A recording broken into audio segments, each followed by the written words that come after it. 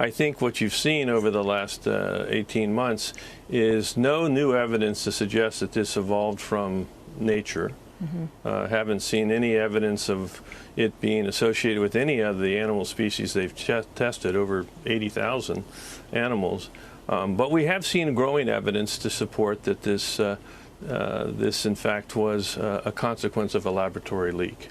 So I continue to believe of the two hypotheses that the laboratory leak is the most likely origin of this virus. It's in a way tragic, because you would then say that this pandemic was caused in a way by science, not necessarily by nature.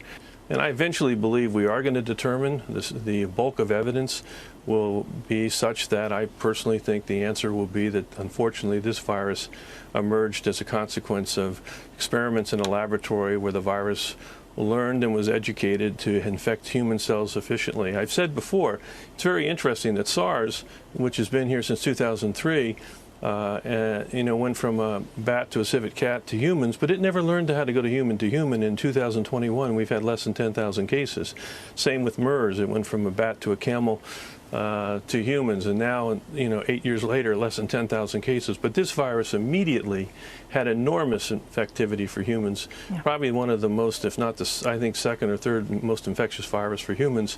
I think that should raise suspicion that somehow this virus was given that opportunity to learn that, and I think that was learned in the laboratory. So sadly, I'm going to predict that, within, 2, 3, 4 months, we're going to have another variant, and that variant's going to be more infectious than the Delta variant. That's very frightening, that you think that there's something worse that could be coming.